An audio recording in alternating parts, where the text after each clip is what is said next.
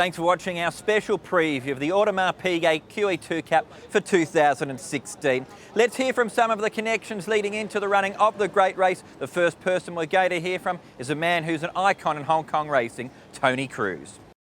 Yeah, very happy. Yes. Actually, last year we got gate number 8, but this time we got gate 3 is perfect. Fine. You know, we'll be sitting just off the leaders, you know. So gate 3 is just perfect, you know. Condition-wise, Blazing Speed is just as fit as last year. I'm very happy with his condition leading up to this race. I'm very confident his condition-wise, fitness-wise, health-wise, everything's perfect for him. John, 3 runners in the QE2. Let's start off with Designs on Rome. That was a nice run from him last time out leading into this race. It sure was, and he pulled up sound, which was great, because, you know, after surgery in July, you've always got that thing in the back of your mind that, you know, things may go wrong, but, you know, touch wood, everything's gone to plan, his joints are very tight, and he's worked this morning. From the riding boy who rides him every morning, Henry, said that he was really, really pleased with the work and couldn't get him any fitter. Werther, of course, won the Derby. How's he been since then? Well, he hasn't taken a step backwards since that. You know, he's been up for a while and he's done what he had to do by winning the Derby in very fine style. But from my point of view, the Japanese competition is exceptionally good. And this, in all the years that I've competed in the QE, this would be the best assembled field so far. So our work will be cut out, and Werther will have to take another step, you know, with respect to ability to be able to defeat the Japanese onslaught. It's always hard to measure up the class of the Japanese horses to the rest of the horses around the world. They don't seem to get the international rating that they probably deserve. I think the quality of their horses is very strong, and it doesn't matter if you're racing in a Group 1 or a Group 2 race over there, they're very, very hard to win. And he won a Group 2 at his last start in impressive fashion. He's an improving horse, like I said, so we don't really know how good he could be yet. So I think there's still more there in the tank, and you know, the trainer, Mr. Horry, wouldn't be bringing him here if he didn't think he could be competitive. They told me that he's been working very well at home. His last piece of work was good. He's travelled over well. Everything suggests that he's in pretty good shape. Matthew, nice to see you here in Hong Kong. How's Erda, Joe? Yeah, he's doing well. He's travelled over nicely. I think he's improved from Dubai, so hoping he gives his best on the big day. Of course, the De Kock team has won this race on a couple of occasions and also performed well at other times with the likes of Vercingetorix. How do you compare him to other horses that you've brought to Hong Kong? Yeah, he'd be right up there. He's a young, improving horse, so he's still got a lot to prove. Vercingetorix and those horses were already proven. Hopefully on Sunday he can prove to us that he's worth the wait. We wish everyone involved in Sunday's race the very best of luck. Of course, 12 months ago, the race was won by Blazing Speed, ridden by Neil Curran. Neil, of course, made the bold move to Hong Kong after plenty of success in the UK and Europe. This is his story on winning the race 12 months ago. Neil, thanks for your time. Let's look back 12 months ago, Blazing Speed. What did it mean for you, this victory? Oh, look, he'd already put me on the map coming into Hong Kong to establish myself here as a senior rider or one of the top riders, and to go and win the QE2, which is like inside the top 10 races in the world, it was a complete game changer for me.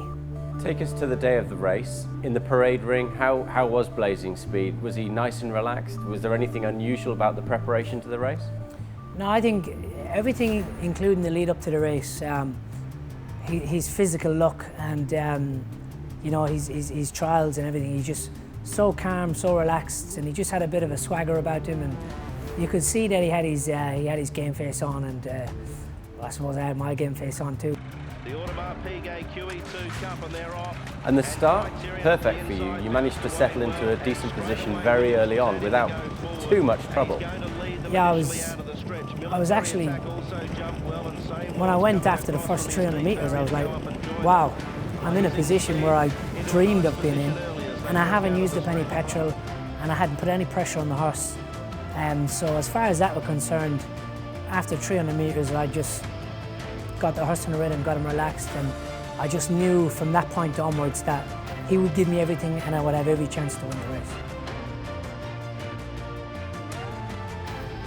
Blazing Speed within a half a length. He's closing in, packing Claragib, and then Stefanos getting a run, and Designs on Rome down the middle, but Blazing Speed took the lead with 150 to go.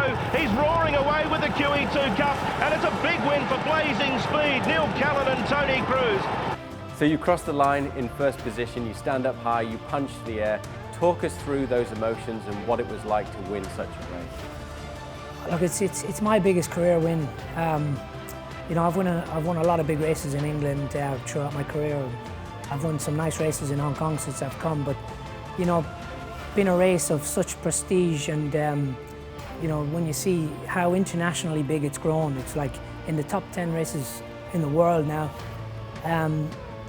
It's unbelievable, and I'm quite an emotional, and I'm very, very competitive, and you know, I love to win, and obviously your ultimate goal is to win at the top level, and to come and, especially a horse that carried me through my career in Hong Kong and put me on the map here, to come and win a race like that, it's just massive. And not only for you, but for you and the whole family, was there a sense of satisfaction that you'd made this move to Hong Kong, but this was what it was all about? You were out there, you were winning the big races. This is why you came to Hong Kong. Of course, like the reason I come to Hong Kong was to prove myself, because it was so difficult for English, Irish or European jockeys to break through here, long term. And I felt that I'd come and done that in my early part by establishing a lot of support here. But I suppose winning these races takes it to the next level, and this is the reason why I come here. You know, I want to ride in the best races. Most importantly, I want to win the big race, you know, and that's the reason I'm here. And you know, I feel that although I have broke through and I've won races like this so far, I don't rest on my laurels. I don't think, you know, you win a big race like the QE2 and you think, oh, I'm here, I've done it, it's sit back time and relax. No, I feel like I've got to work harder now, and I am working harder. So let's have a look at this year's race. Another tough encounter with the likes of the Japanese horse. We've got Lovely Day, 2 other Japanese horses in the race, Highland Reel potentially. Has he got a chance to go back-to-back, Blazing Speed? Are you confident? Of course I am. You've got to be confident in your own horse and your own horse's ability to win at this level. Yeah, no, look, on paper it looks like a stronger race than it was last season. Highland Reel was quite impressive at the internationals here this year, and you know, there's a couple of the new Japanese horses coming which I hear are quite strong, but there's no better than having a horse on your own home turf and knowing that he's won at that level. So all you've got to do is look at him in his health. His last run was a little bit disappointing in the Cup. I thought he just ran a bit flat, but he had done that in the past before. So I'm not disappointed, or I'm not going in there with a negative mind.